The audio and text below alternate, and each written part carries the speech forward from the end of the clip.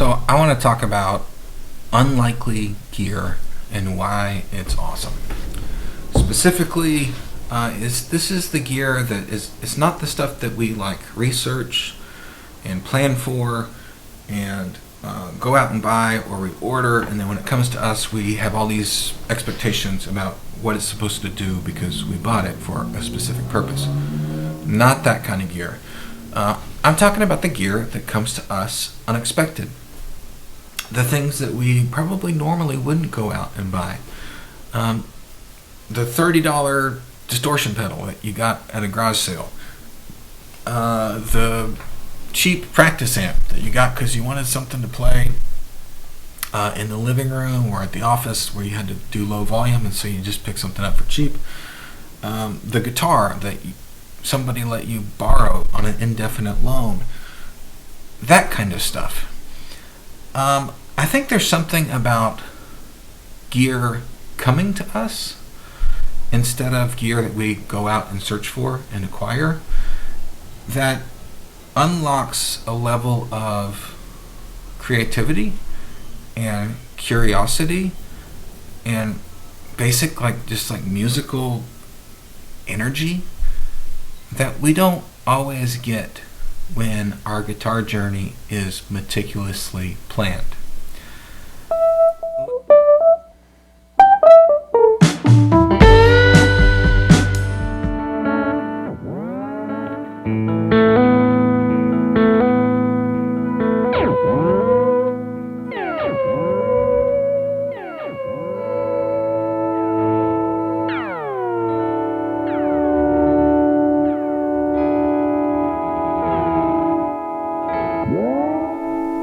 Let me say this a different way.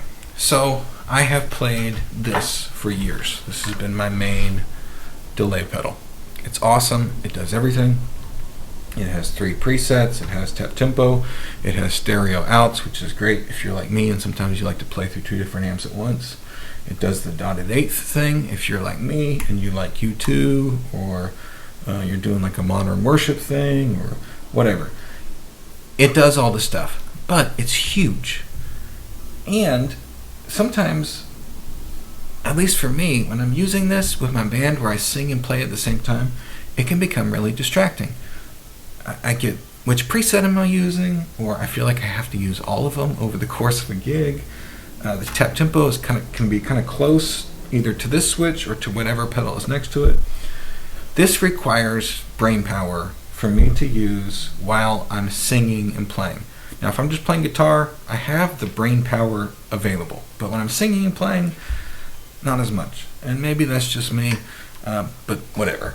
So, I'm at a band rehearsal, and I'm using my flashback, and I get frustrated with it, and I take it off my board. And for all the same reasons I just described. And that started a conversation in the band room around how, I'd really like to get a delay pedal that's smaller, that just kind of does one thing, but I want something that does dotted eighths, does tap, I want something with stereo outs, and I don't want something with a bunch of flashing lights. So, fun fact about me, I have a photosensitivity disorder, and flashing lights are bad for my eyes and my brain. Maybe we can talk about that in another video. But the basic idea is I don't want like a screen and a bunch of stuff going on. So the guy who plays keys in my band, he had already told us about just a pile of random gear that he had acquired because a friend of his had a family member who had passed away and left some random musical gear.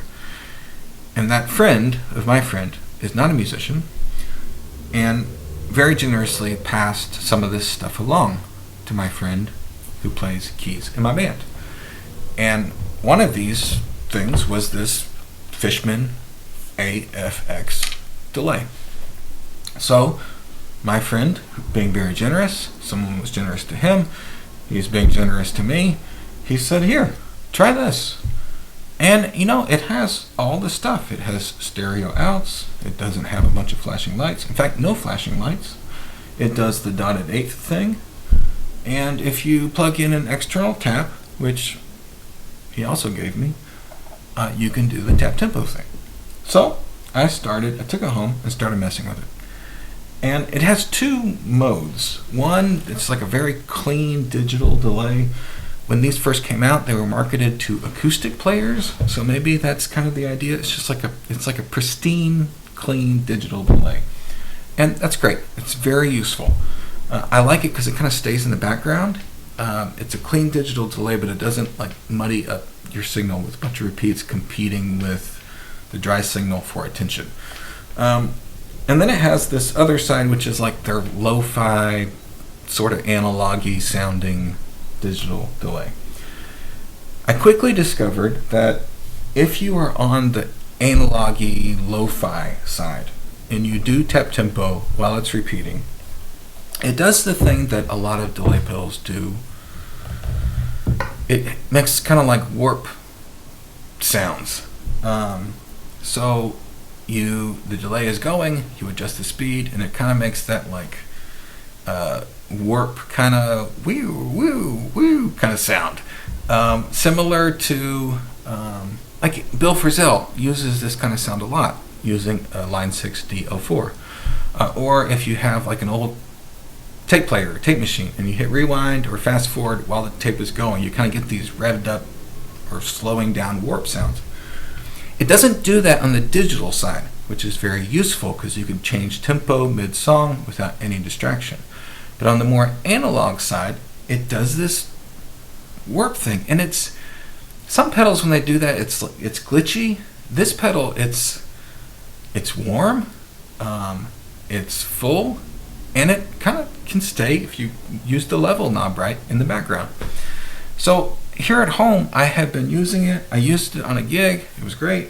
I've been using it at home. And it's just unlocked all this creativity for me. I've posted a couple videos using this. So maybe you can judge for yourself and let me know in the comments. But there's something about this. Maybe it's the fact that I wouldn't have gone and sought it out. It just came to me. And it came to me relationally from a friend I play music with, who has a friend whose family member had it. It has a story.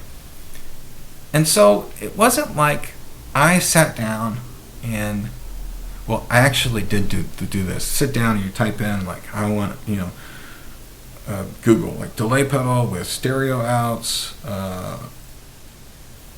no flashing lights and dotted eighth. And, Google or Google AI or whatever will give you suggestions. I didn't do that. It came to me. And something about that, the fact that it was unexpected, the fact that I'm still curious about it, because I didn't research it a bunch on the front end, has unlocked something for me.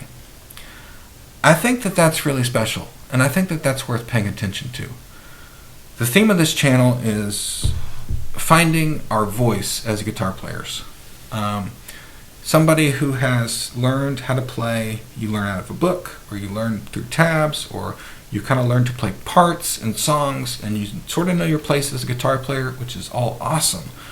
But there's something in us that longs to be our unique self. Like maybe we have memories of being a kid at a concert and seeing a guitar player and their solo just sounded like it was soaring. And we thought, man, that guy is incredible. This moment's incredible. And something was happening through the guitar. There was something speaking to you through the guitar. And we, as guitar players, maybe you, I know I do, we want to be able to speak with that kind of musical voice when we play. And we want to be ourselves. But that can be hard, especially if we learn how to play guitar in a technical way. Well, having gear that comes to you in an unlikely way, gear that you wouldn't go out and search out and buy yourself, can unlock something. Maybe it's the unexpected piece, the relational piece. Music is fundamentally relational. But I think that there's another thing, and I think this is probably it.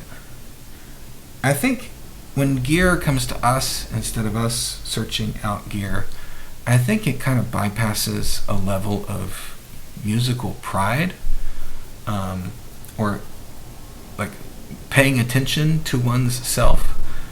And when that wall goes down, that musical or internal mental ego, creativity is able to flow.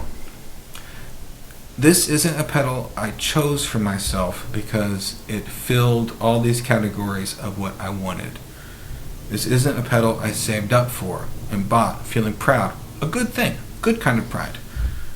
This isn't a pedal that I bought because it's the most awesome one and I wanted to be a part of the community of people who have it, who acquire it. It's a pedal I never would have bought on my own. It's not a cool delay pedal as far as what's fashionable. It came to me from a friend. I have nothing to prove with this delay pedal. I have nothing really needed to expect from this delay pedal. I just got to enjoy it as it came to me. And I think that in that enjoyment, when the ego wall comes down, we learn to speak. So, Fishman AFX Delay, maybe you have a piece of unlikely gear that came to you. I would love to hear about it in the comments, and maybe we can talk about this more. If you're into all this, please like and subscribe. I would love to hear from you, and thank you for watching this longer video. I really appreciate it. Have fun.